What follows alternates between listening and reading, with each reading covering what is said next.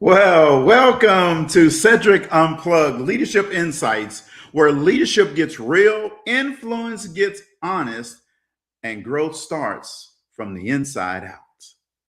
This is 2026, the first show of the year. I am so excited to be here with you tonight. Cedric Unplugged Leadership Insights is all about real growth.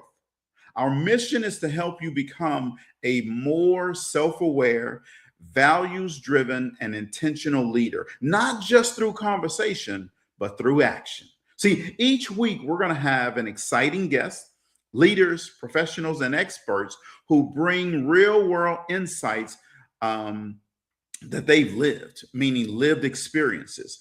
And they're going to bring their honest perspective on what leadership truly looks like. Now, if you've watched Talk Leadership with Cedric, I want you to know this is going to be a little bit different. It's going to have a little bit different vibe to this tonight, right? But together, we're going to unpack leadership at work, at home, and in the moments that matter most. And because leadership isn't just about something you listen to, every episode comes with a companion worksheet designed to help you reflect, apply, and lead right where you are. See, this isn't just a podcast, it's a leadership development experience. Now, make sure at the end of the show, you download this week's Cedric Unplugged Leadership Worksheet. I'll put the link in the comments so that you can get that. But tonight, we're going to have some real conversations, right? I'm excited about our guest tonight. But before you can lead anyone, you have to be honest about who you're leading from. That's right, who you're leading from, right? Leadership doesn't start with a title, a role, or a platform. It starts with self-awareness. This week's Cedric Unplugged, we're laying the foundation by talking about identity, influence, and what it really means to know yourself as a leader. Tonight, I have a valued friend, an exceptional leader, and a person I respect and trust to help us with this topic. I'm really excited.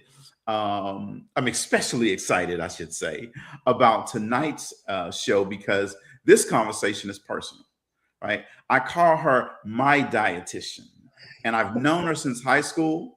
Several years ago, I reached out to her for a meal plan. And instead of rushing to solutions, she asked me some hard questions. Then she delivered a plan that was detailed, personal, and honest. And she said something I'll never forget. She might not even remember she said this, but she said this: I can make the plan, but you must be willing to follow it. So please welcome 𝗟𝗲𝗱🐿 Chapman, PhD candidate and registered dietitian, to the show. Thanks for having me, Cedric.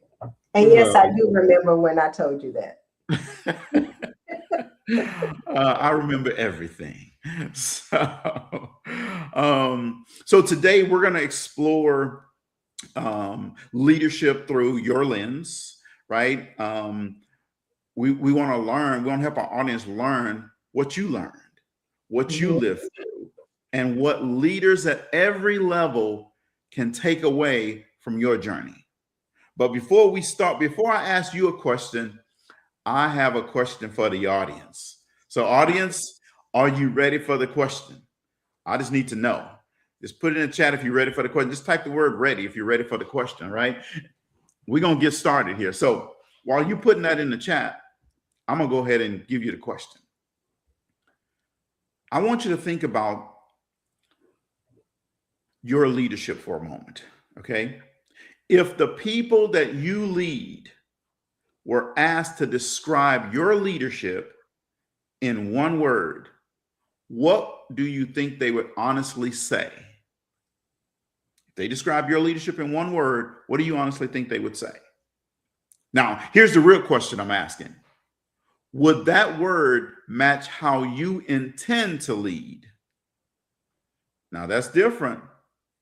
They may say one word, but does it match how you intend to lead? All right. So now, while you're thinking about that and you're putting your stuff in the chat, I see my cousin said she's ready. I see Robin. She's a Charging Indian, by the way, Tanya. Robin is, Oh, okay. you know, Robin Shatanya is a LCB cougar. Cougar. And I see Kendrick, my good friend Kendrick, said he's ready as well. So, all right. So now let's get started here, folks. And again, so it's going to be interactive and engaging. So, you know, type in the comments your reply. And I see Dr. Sitza here. She said, yes, she was ready for the question as well. All right. So now, Shaitan, what I want you to do is just so that the audience know who you are. I already know who you are. But so they know who you are. Tell us a little bit about your career background, your education, and where you're from. Okay, so I am originally from Lake Charles, Louisiana. I graduated from Lake Charles, Boston in '86. From there, I went to McNeese State University. I started off at McNeese State University and in the field of dietetics. At that time, when I did start it off at McNeese, dietetics was not accredited. So I had to then transfer to USL. Back then it was USL, and I will always refer it to as USL, but it's now known as UL to finish my studies, where I obtained a degree in dietetics, where I did then went on to pursue my internship to allow me to take the exam and become a registered dietitian. I've been a dietitian for over 30 years. And my first career was being a manager at a local nursing home in Lake Charles. Then I moved on to become a manager, a dietary manager at a hospital. And from there, I stayed a manager at that hospital for, I want to say about 2 or 3 years. And then I was promoted as the director of nutrition services at that hospital, which was Lake Charles Memorial Hospital. And I stayed there for 15 years in the medical field. Then I wanted a change of pace, and I went into community nutrition. So now I am currently employed through LSU Ag Center. I started out in the parish, working in the parish as a supervisor. And now I am working in the state office in Baton Rouge, Louisiana, where I am the FNET, which stands for Expanded Food Nutrition Educational Program. I am the program manager and field coordinator for that particular program. And what we do is we provide nutrition education to limited resource families within the community that have children in the home. And we also provide nutrition education to youth at Title I schools where 51% or more students are receiving free or reduced lunches. And I am also currently pursuing my PhD in nutrition. Yes, I am currently pursuing my PhD. I am a PhD candidate.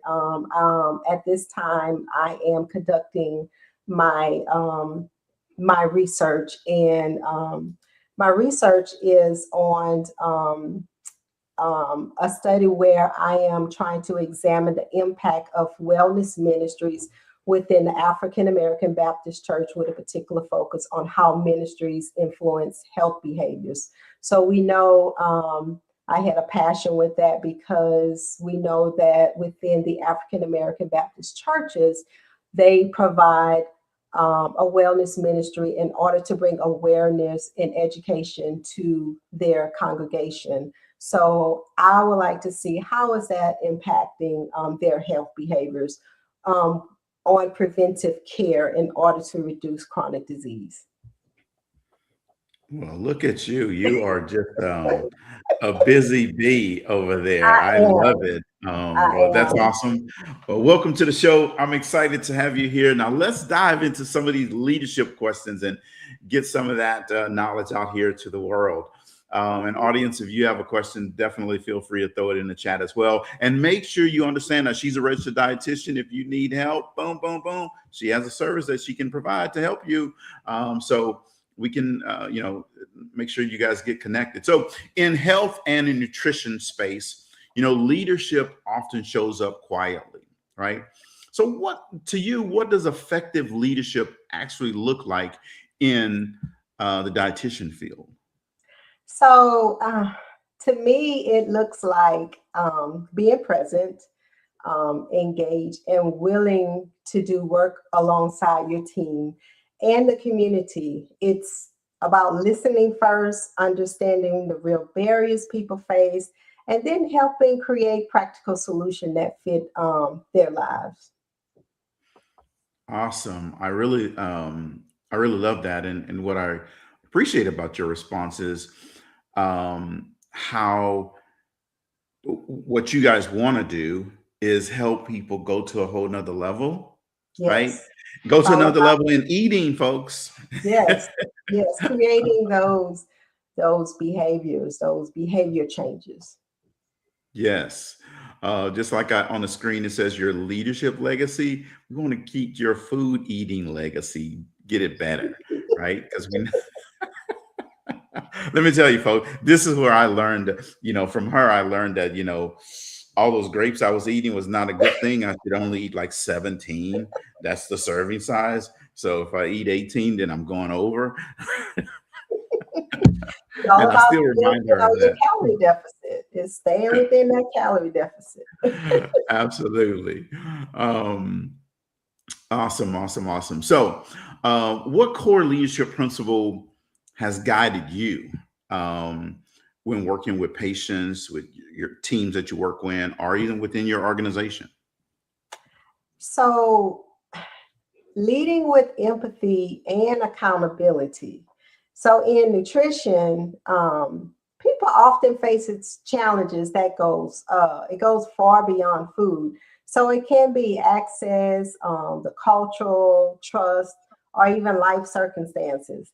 So, empathy, it allows me to understand those realities, but accountability ensures that I follow through and set clear expectations and support others in doing the same. So, with that combination, it has helped me build trust and stay grounded and create meaningful and sustainable outcomes. So, yeah. Oh, man, look at that. That was a powerful response right there. I love that one. I'm gonna have to go back and make sure I listen to the recording myself and write that down because that accountability piece is important, right? Yes, it's very important.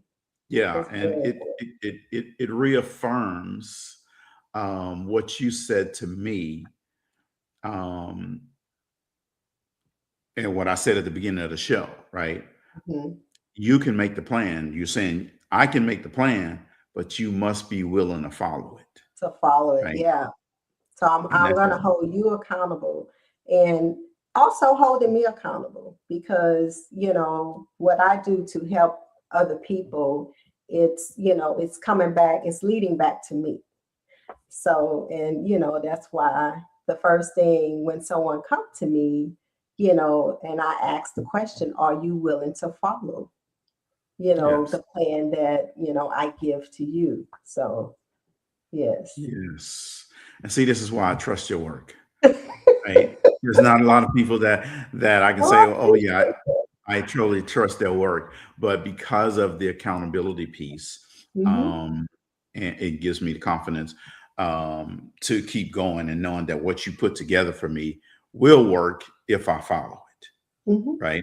I can't come back and say, "Well, you told me not to eat those, pudding pops and bluebell ice cream, but I ate them, but your plan didn't work." No.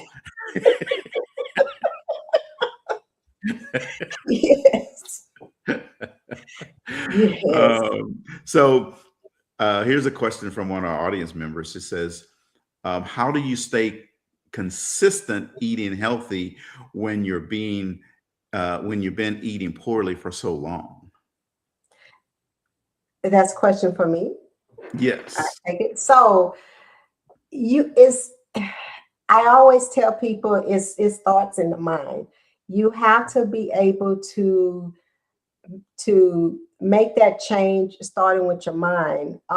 As long as you tell yourself that this is what I'm going to do. It's like making a choice or making a decision. Whenever we make a choice to do something, we can change it at any time. But once we make a decision, I am going to, I am going to decide to make that change. I am going to eat healthy. When you make a decision about something, then you're going to do it. But when you make a choice about something, you can change it at any time.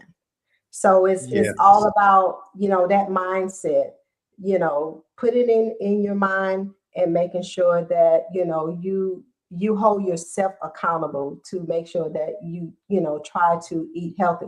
And it's starting small. You're not going to change overnight. It's starting small with small habits in order to create large habits. So in order to create that behavior change within Yes, yourself. I equate this, and you tell me if I'm on the right page here. I equate your eating habits and discipline, the exact same thing as your leadership, your commitment to your finances, your commitment to anything. Right? You make a Mhm, choice that I want to be better, do mhm. better, be different, and then you have to say I'm going to do it and stick Right, with it. Right? Even on right, those difficult days. right, right, right. And I feel like once you decide to do something, then you're gonna do it. So Yes. yeah, it's just a matter of you know um, making the plan and sticking to that plan. Just make it happen for yourself. Yes. Remember, I always tell people that just like when we are diagnosed with something, the physicians prescribe medication. Well, just think about it. Food is medication. Food provides us with the proper nutrients and minerals, chemicals in order for our bodies to function. So just always think of that. Food is medicine. So we need the proper nutrition in order for us to have a healthful lifestyle. Yes. And let me tell you, folks, hey, trust me, I struggle with that. Just like anyone. Robin says, hey, that's the hard part for me is following the plan. I failed numerous times on making changes as I go back to old familiar habits. Hmm. So is there Hmm. advice on how they change those old familiar habits? So start writing a diary and write a diary of what you're eating, how you feel whenever you do eat that, particular food. If you go outside of what you wanted to do, if you go outside and then you write down, how you was feeling when you went outside the plan, then that okay, if let's say if I'm gonna just say it was a celebration, and you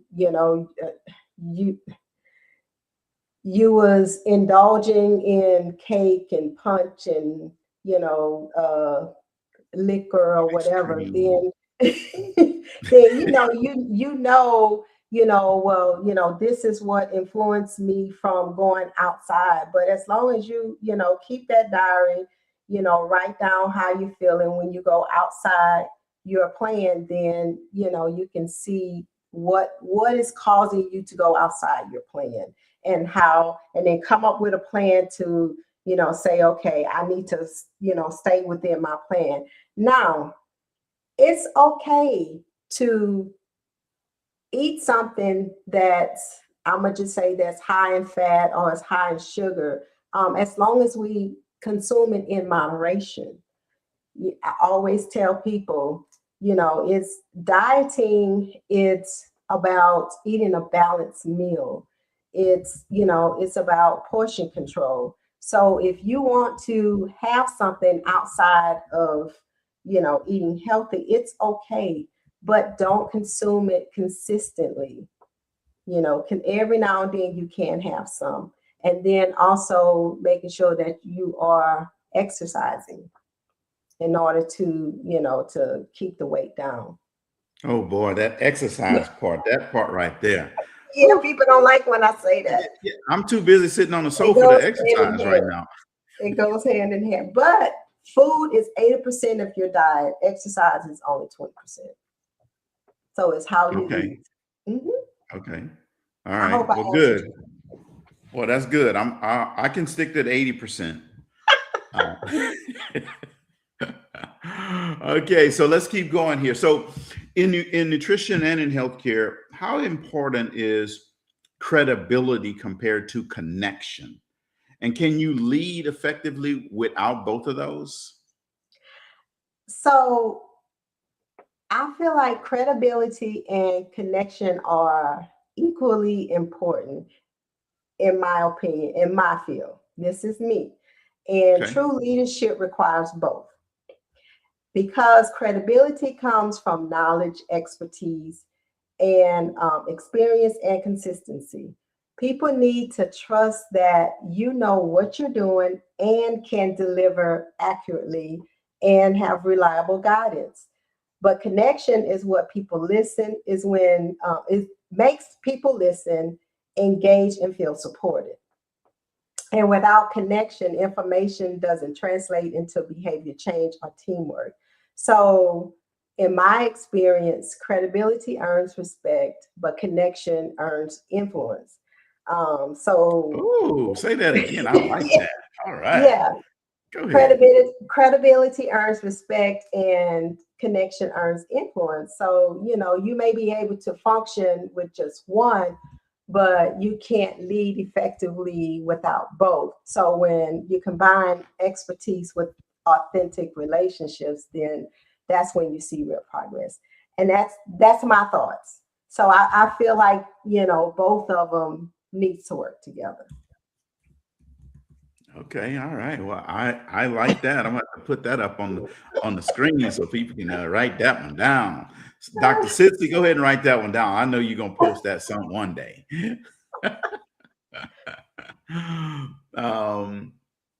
So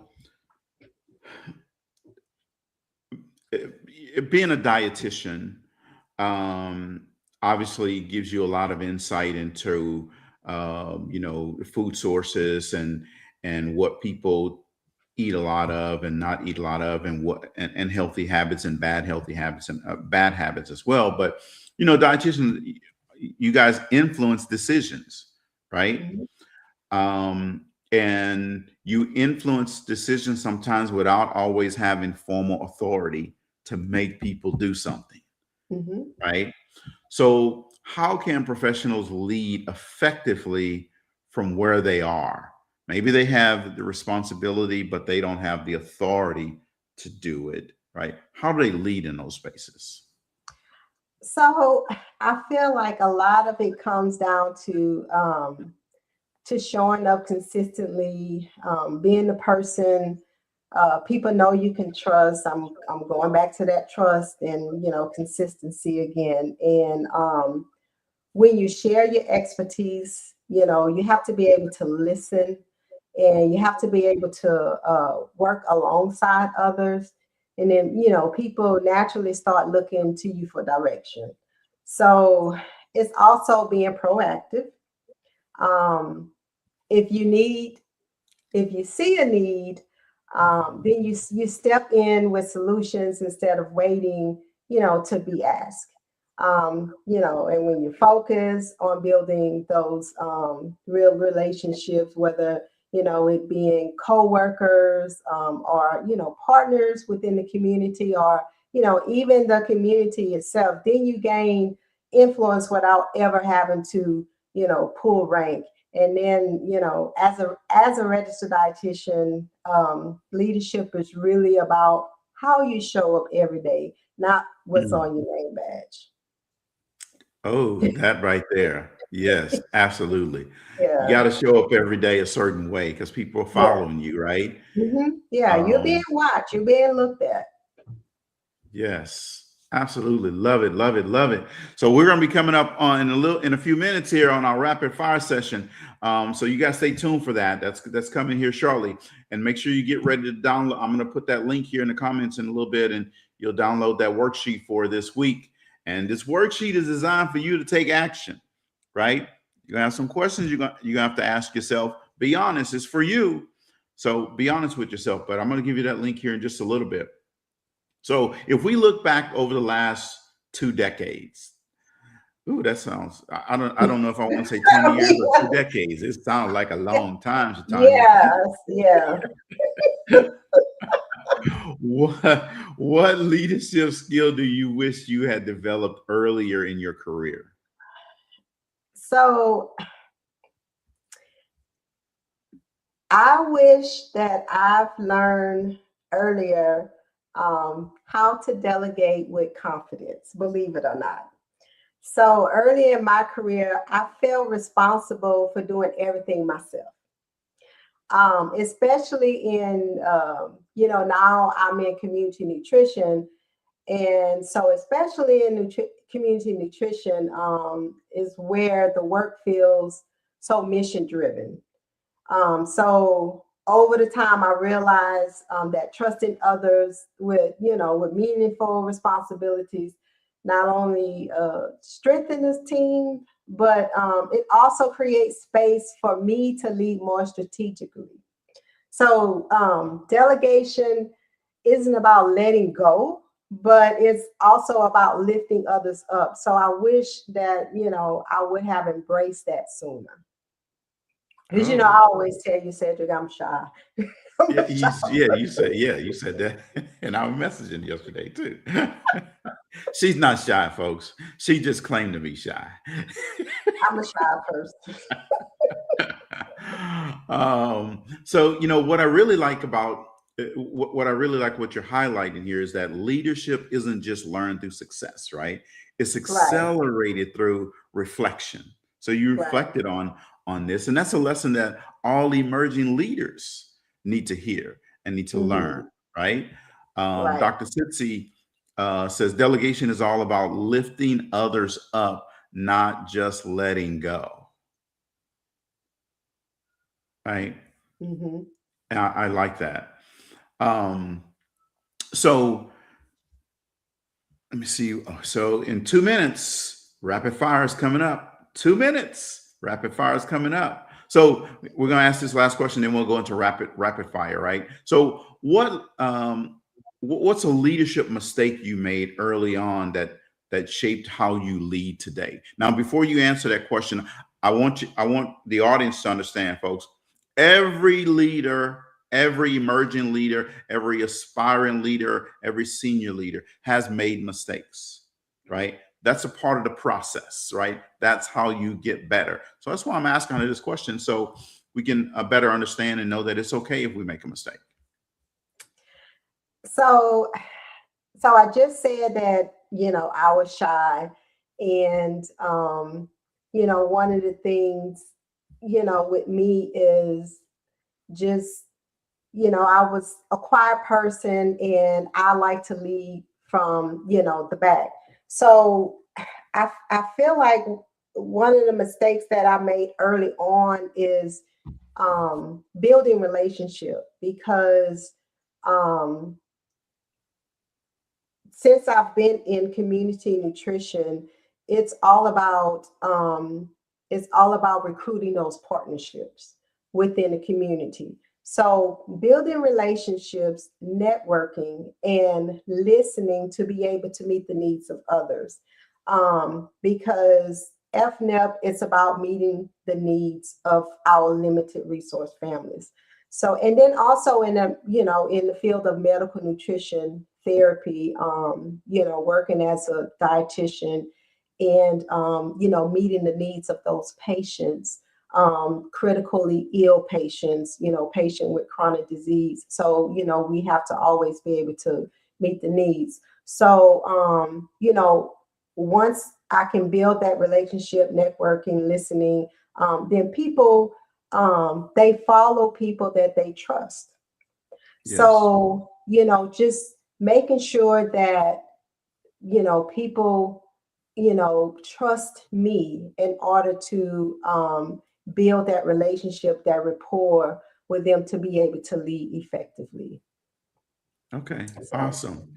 And I think that I like that that you said that, and I think that you learn that. But it's interesting, but that probably highlights one of your strengths today mhm, is connecting with others, right? yes.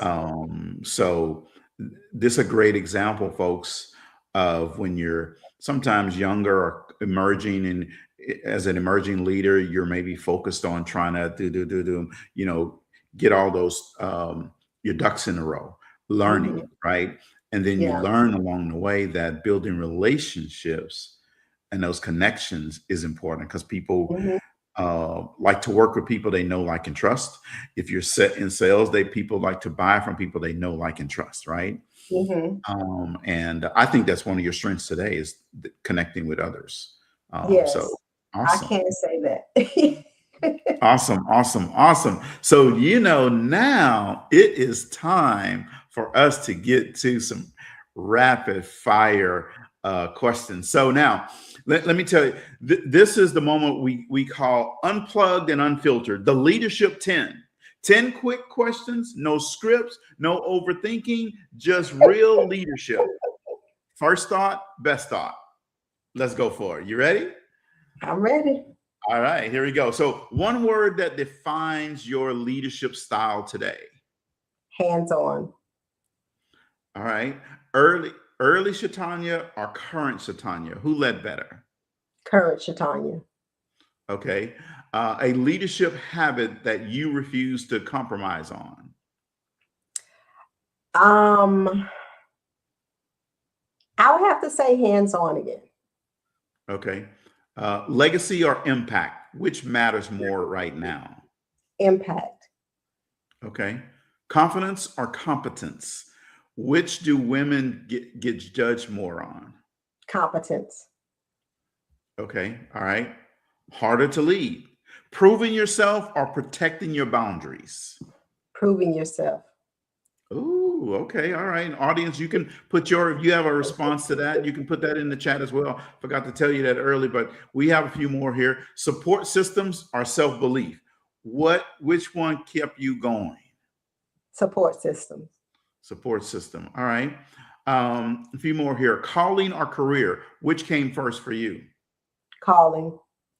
All right. Faith strengthens leadership. Do you agree or disagree? Agree. Okay. All right. Prayer or preparation? Which one grounds you the most? Prayer. Woo, woo. Purpose over position? True or idealistic? True.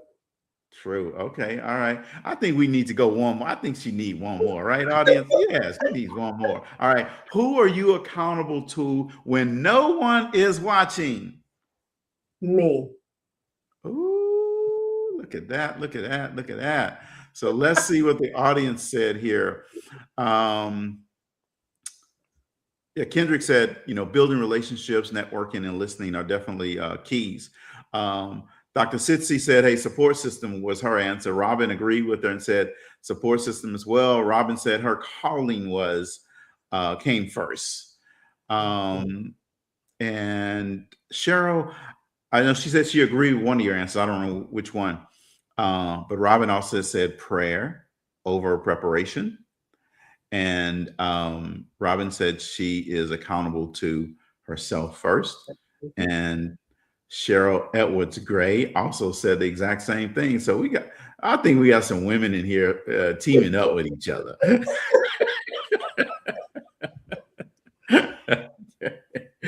So thank you for participating in rapid fire.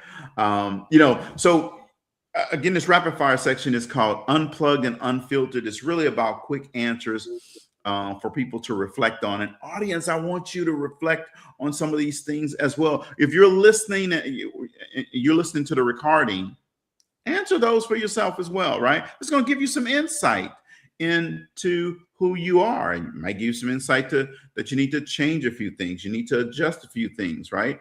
Oh, Robin said like-minded individuals. Okay, That's Robin. right. My cousin in here talking about woman power, and Yes.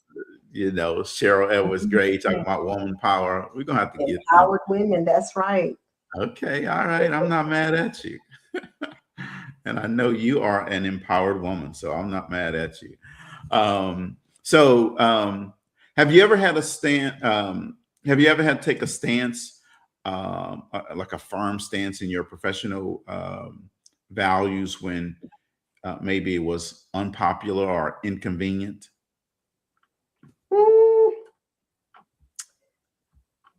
Yeah. I would have to say it was when I was working within the hospitals, because a lot of times as a registered dietitian, we often get looked over. So when the medical professions, when they make a recommendation, and then the dietitian come in and they disagree with that recommendation, and they make their recommendations, then it's kind of because a physician has higher rank than a dietitian, then it's then you have to debate, then you have to justify why you made this recommendation, and it's all for the betterment of that patient.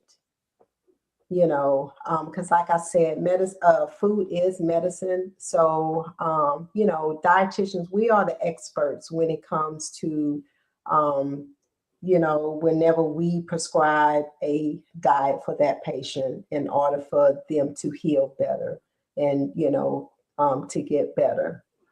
So it's not just the doctor, the physician's care, or the medicine that they taken. Is also food related as well. Sure. Yeah. So what I like to, I think that a lot of leaders face that crossroad, right? When they may have, again, this is that leading without authority, right?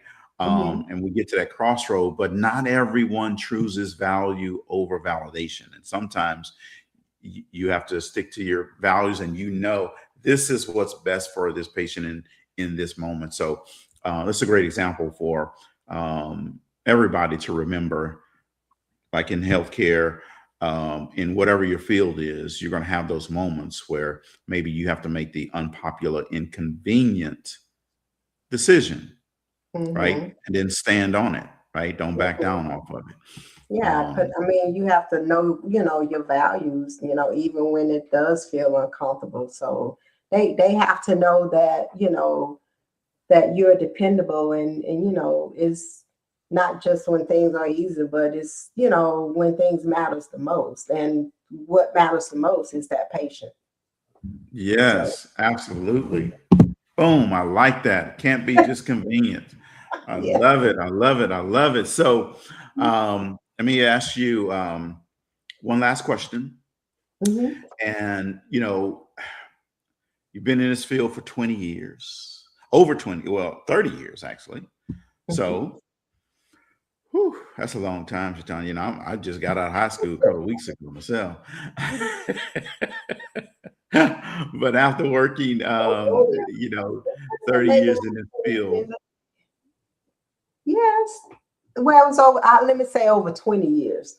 Yeah, over 20 years, not 30 years. Yeah, over 20 Well, years. it may be because, I graduated 40 years ago from high school. And, you're 2 years after me. Oh, well, a year after me. So yeah, it was, yeah, it's over 20 years. It is. It's over 20 years. Yeah. You knocking on that 30, though. You knocking on it. I am knocking on that 30 years. Oh my God. Dr. 𝗟𝗍𝗂 is a dentist, and she's been out of school for like 3 weeks. She's now I'm kidding, Dr. Sis. I know you've been out of school longer than 3 weeks. It's been 6 weeks, okay? So she's over here laughing because I'm messing with you about that number. So let me ask you my question. All right. After 20 plus years in this work, what does leading well mean to you at this stage in your life and in your career? So leading with clarity, compassion, and purpose. So it's about making the right impact. And it means supporting my team, trusting their strength, and creating space for them to shine. And I'm more focused on lifting others up and strengthening that, those partnerships, and making sure that, work stays centered on the communities that we serve.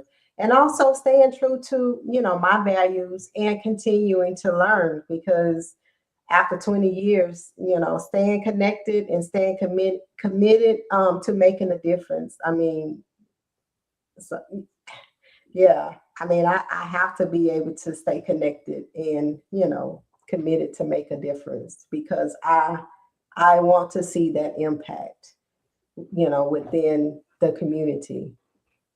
And, if there isn't an impact, then, me as a leader is, it's not fulfilling. So, just going that extra mile to making sure that you're making a difference within the community and having that impact. Now, folks, here's why I love that response. See, because here's what I'm hearing. See, what I hear is a leader who shifted from building success to building significance. And that's a meaningful evolution. John Maxwell says success is adding value to yourself. Significance is adding value to other people. And that's what I was about to say, Dr. Sh-Tanya, I'm already claiming it. I am claiming it. I am claiming it. I received that in the name of Jesus. Yes. This is what she's saying to you guys right now, right? At some point, the leader has to shift from just building success to building significance by adding value to other people. And that's what I heard in her message. I hope you picked up on that, because to me, it was loud and clear. Cheryl said, hey, leading well, leading with purpose, healthy boundaries, and creating space for the next generation of women leaders. Mm-hmm. Absolutely love that. So audience, why don't y'all go ahead and give Dr. Sh-Tanya some love in the chat, please. I'm definitely going to do that too, but I want you to make sure that you know how well she has been on the show tonight and how much you appreciate her, right? So across all your answers, one thing is clear to me, right?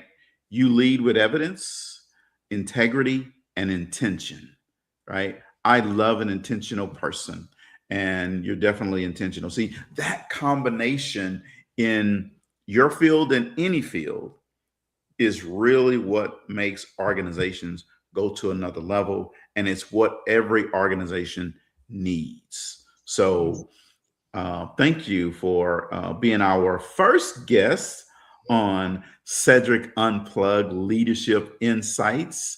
I was nervous when I sent you the message. I said, I wonder if she's going to be available, because I know your calendar gets kind of crazy. Yeah, but, look, today I was available. I was off.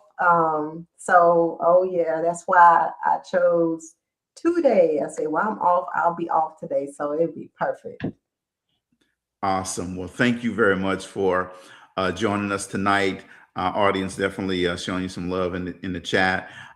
So I appreciate that. I appreciate you guys tuning in as well. And we're not done yet. I got a couple more things. Dr. Sh-Tanya is about to go into the green room right quick, and we're going to wrap up with a few things. But again, thank you. I'll be right with you shortly. Okay, so now some of the answers that you just heard may sound simple, but self-awareness is anything but easy, right? Dr. Tanya displayed a lot of self-awareness in her responses. I hope you picked up on that. The leaders who grow are the ones who are willing to confront their blind spots, not just celebrate their strengths. So you can't lead others beyond the level you're willing to lead yourself. Some of you know about the law of the lid. Dr. Sitsi will explain the law of the lid to you offline, but that's really what she was talking about, right? I mean, that's really what she was displaying tonight, right? So if this conversation challenged you, I want you to take this a step further. So I want you to download the Cedric Unplugged Foundations of Effective Leadership worksheet and do the work. January is about building the foundation because strong leadership always starts from the inside. So let me go ahead and put this link in the chat so you can download that. Let me copy this and paste it into the chat.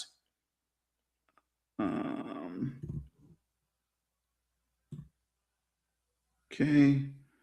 So I put that link in the chat. You can get this. I'm gonna paste it on my Facebook channel as well, so that way you can